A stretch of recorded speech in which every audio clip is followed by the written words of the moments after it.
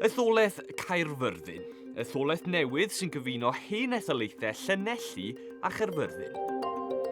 Bydd yr etholaeth fel pob un arall yng Nghymru yn ethol 6 aelod i'r Senedd i gynrychioli nhw y Mai Caerdydd.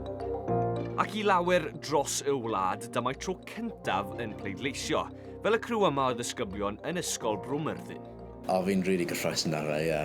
Fi'n cofio mynd lawr gyda mam a dad i pleidleisio pan o'n i'n ifancach. A o'n nhw'n gweud, ti'n mynd i fod yn neud o'n fel 10-20 mlynedd. Nawr mae fel 10-15 mlynedd, mae'n just yn really gyffroes.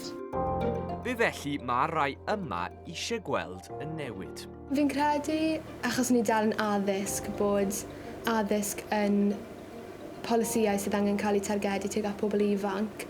Falle gyda ynglyn â meddwl am prifysgol, falle wneud lot mwy o cyrsau yn dod i Gymru, achos falle bod rhoi pobl sy'n moyn wneud cyrsiau, maen nhw moyn aros yng Nghymru, ond os mae'r cyrsiau ddim i gael yng Nghymru, mae hwnna'n kind of fforso nhw i falle fynd i Lloegr. Ie, fi'n cytuno. Fi'n meddwl, mae'n anodd i, os mae rhywun moyn wneud un cwrs, maen nhw'n symud i ffwrdd o be maen nhw'n gwybod. Falle, mae lot o pobl di anghofio sut i siarad am fwyaf o'r iaith, achos maen nhw wedi bod i ffwrdd o gydra am sbel. Ond mae yna boeni hefyd am y dylanwad gall rai platfformau a'r gyfryngau cymdeithasol gael ar bobl ifanc, wrth iddyn nhw benderfynu sut i bleidleisio. Fi'n poeni bach o ran dylanwad social media, heb really addysgu mewn i'r pleidiau arall. Falle am eisiau mwy o pwyslais ar addysg fyna wedyn, cyn neud y penderfyniad mawr wedyn.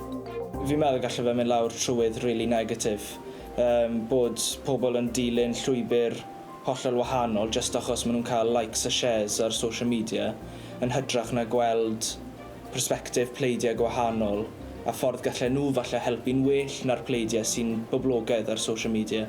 Gyda'r etholiad hwn yn cael ei weld fel un pwysig iawn yng Nghymru, mae yna dipyn o gynnwrf. A'r criw yma yn edrych mlaen at daro pleidlais am y tro cyntaf.